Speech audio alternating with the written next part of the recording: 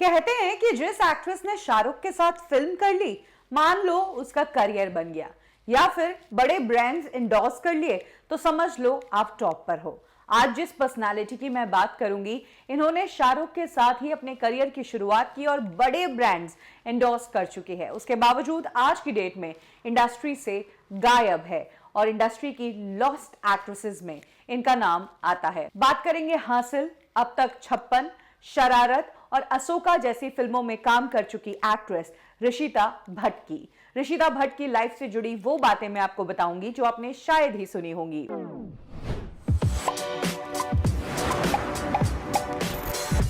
ऋषिता भट्ट मुंबई में ही पली बड़ी है।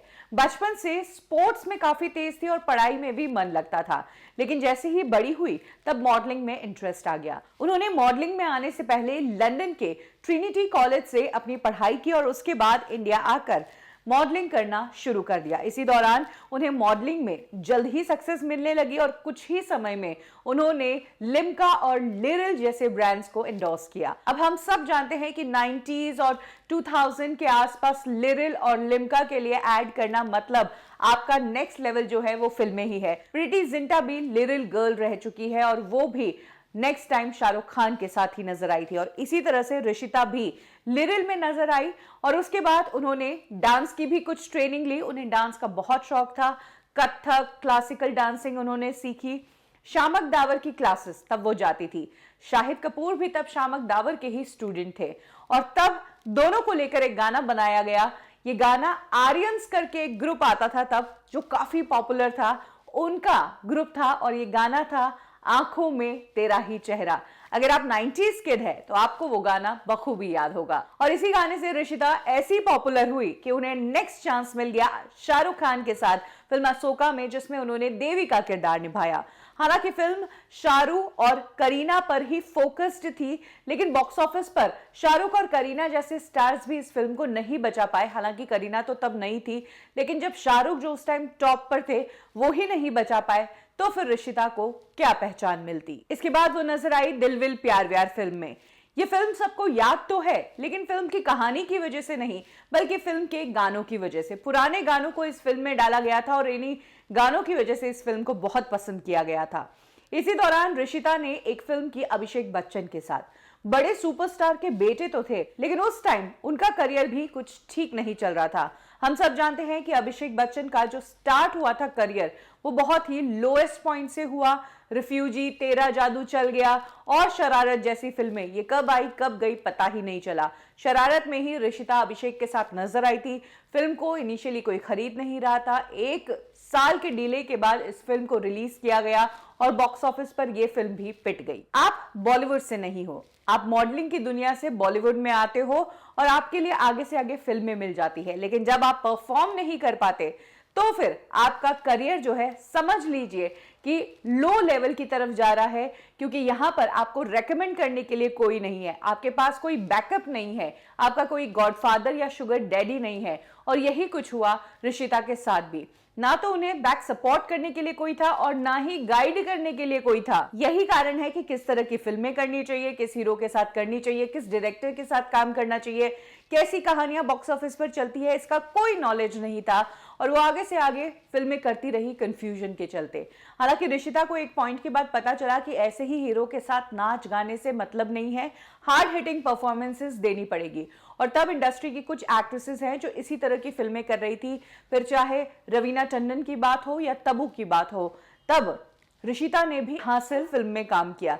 इस फिल्म में इरफान खान साहब थे, इसके अलावा तिग्मांशु धूलिया ने फिल्म को बनाया था, लेकिन तब ये दोनों ही इंडस्ट्री का बड़ा नाम नहीं थे। इनके लिए ये इनके करियर की शुरुआत थी। यही कारण है कि इस मास्टरपीस फिल्म को, जिसे आज बहुत पसंद किया जाता है, तब इसकी कुछ खास चर्चा नहीं हुई। एक बार फिर से ऋषिता के साथ वही हुआ जो पिछले समय से होता आ रहा था। अब तक 56, चरस ये सारी फिल्में की तो सही, लेकिन फिल्म में और भी दिग्गज कलाकार थे। यही कारण है कि ज्यादा क्रेडिट वही लोग लेकर चले गए।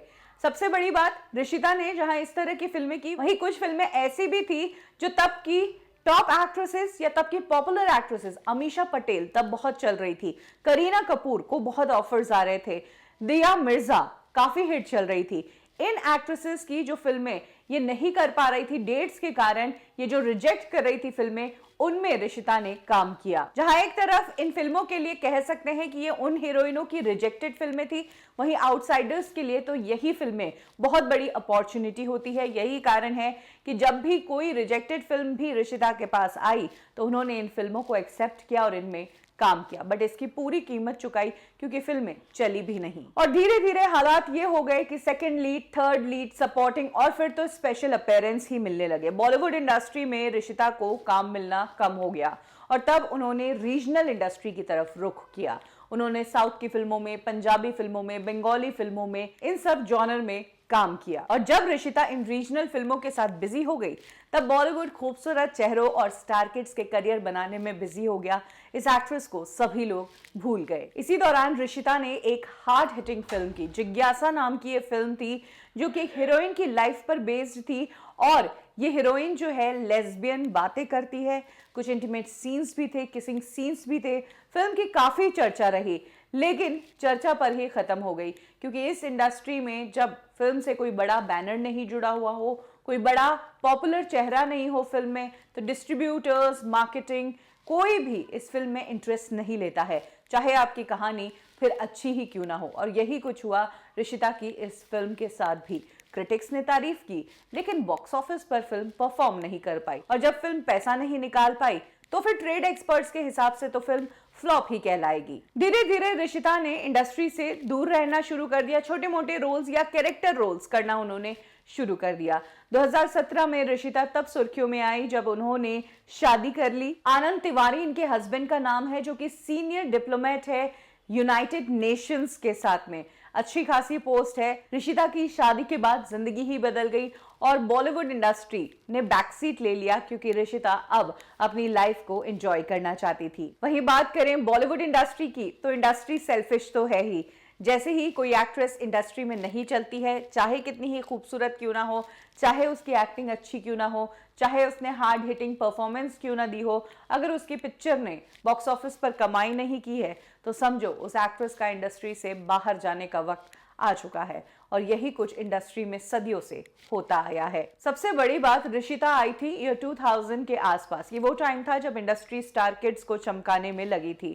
ये स्टार किड्स ही थे कि जिनको चमकाने के चक्कर में असली टैलेंट इंडस्ट्री वाले परख ही नहीं पाए और मनोज बाजपेयी, पंकज त्रिपाठी, अरशद वारसी, संजय मिश्रा जैसे एक्टर्स को स्ट्रगल करना पड़ा अपनी परफॉर्मेंस को मनवाने के लिए या काम के लिए कि बस कैरेक्टर दे दो, हम अच्छे से निभा लेंगे।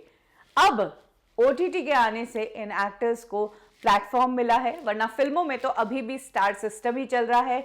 बस गिना जाता है कि 3 दिन में 100 करोड़, ये आजकल फिल्मों का बिजनेस है। तो ऐसे में कहाँ लोगों को टैलेंट की परख होती है। जब 3 दिन में 100 करोड़ आ रहा है तो पैसा भारी है या टैलेंट, आप समझ ही गए होंगे इंडस्ट्री किस हिसाब से चलती है।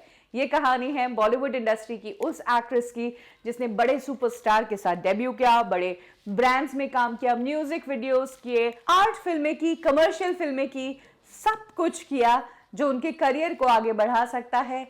लेकिन उन्हें वो मुकाम नहीं मिल पाया जिस मुकाम के लिए वो इस इंडस्ट्री में आई थी। और जो कहानी ऋषिता की है वैसी कहानी कई सारे आउटसाइडर्स की है कि without back support, without connections, talent हो, खूबसूरती हो, डांस आता हो, सब कुछ हो, उसके बावजूद उन्हें कई बार घर बैठ जाना पड़ता है। बॉलीवुड ठिकाना की इस स्टोरी में अभी के लिए बस इतना ही। और किस सेलिब्रिटी की लाइफ से जुड़ी स्टोरी आप सुनना चाहेंगे, कमेंट सेक्शन में जरूर शेयर करें।